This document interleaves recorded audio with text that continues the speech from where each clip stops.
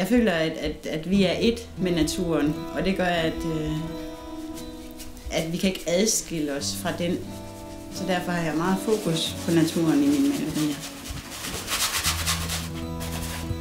Naturen er et af de allermest givende steder for mig at færdes, både energimæssigt, men også inspirationsmæssigt.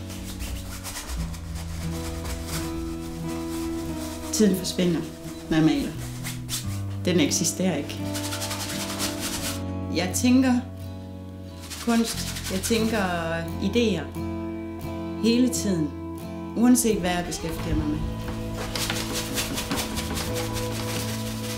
Jeg føler en dybere eksistens og kan fuldstændig flyde ind i det der flow af natur, dyrene omkring mig, livet, skoven, vandet. Det, der sker omkring mig, lever jeg i og er en del af.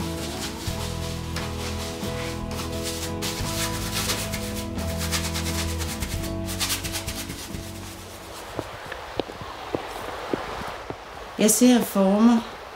Jeg dvæler ved former. Når jeg maler bølgerne med skvulpende hav, jamen, så er det jo også fordi, jeg nogle gange har den der... Altså, det kan godt være en lettelse at stå og kigge ud over sådan et hav, som bare er i vildt oprør.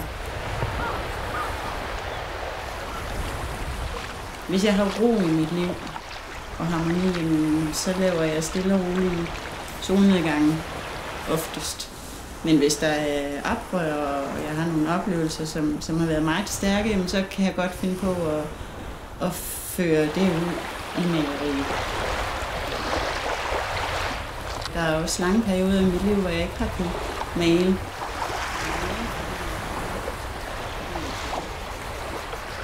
Jeg har ikke noget imod at være alene, jeg er ikke bange for at være alene. Jeg elsker at være alene.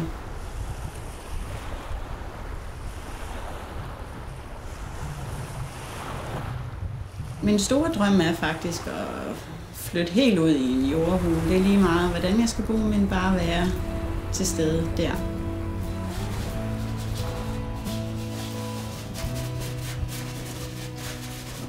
Jeg tror, jeg egentlig har været en medflyder meget af mit liv, hvor jeg sådan har levet, som der blev forventet. Indtil alt i mig skreg, at jeg blev nødt til at gøre noget. Jeg blev nødt til at være den, jeg er. Finde ind til mit rigtige jeg og leve det ud.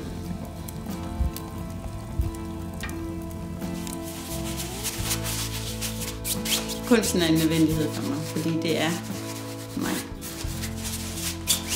Jeg lytter meget til min intuition. Og det kan godt være skræmmende nogle gange. Fordi jeg ser ikke begrænsninger. Jeg ser aldrig nogensinde begrænsninger. Det gør jeg i det hele taget i mit liv. Jeg ser altid muligheder.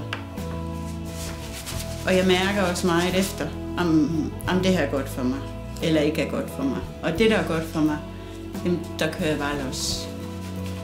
Jeg er ikke bange for at prøve noget nyt og give mig selv udfordringer.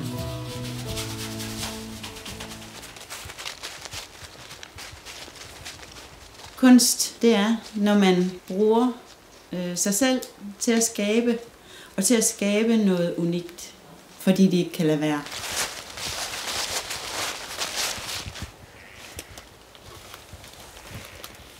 Det optimale for mig er at lave et kunstværk, som er yin og yang. Når man mærker det indenfra, når man mærker kraften indenfra, så er det kunst.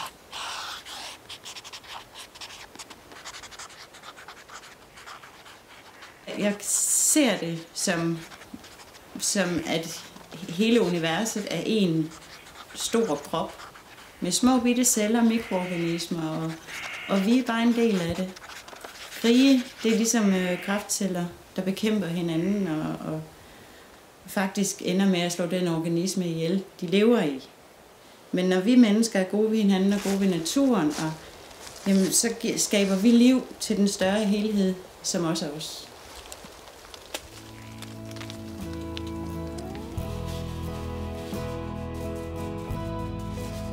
Jeg elsker at høre musik. Og får rigtig meget ud af det. Meget inspiration.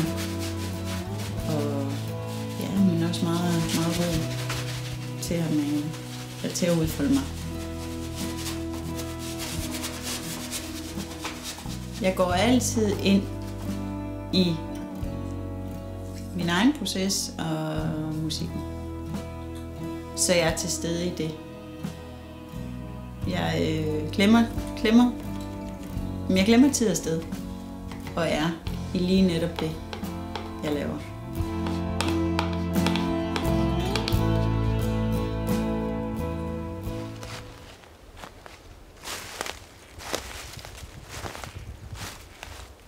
Vi er et med naturen. Mennesket er et med naturen, og på den måde kan jeg godt lide at lade natur og menneske flyde sammen, så der bliver en større sammenhæng.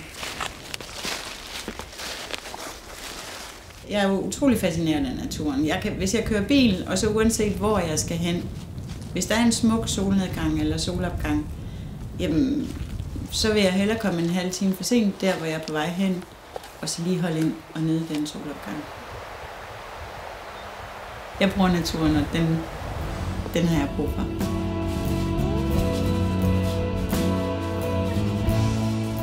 Jeg kan ikke leve uden kreativ udfoldelse, fordi jeg tænker meget kunst. Jeg tænker kreativt.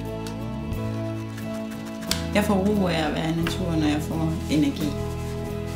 Jeg kan mærke det. Jeg kan simpelthen mærke boostet, når jeg har været ude. Og det kan jeg mærke lige med det samme. Så nej, det bliver sådan. Og det skal jeg også blive ved med. Ja, og have det godt.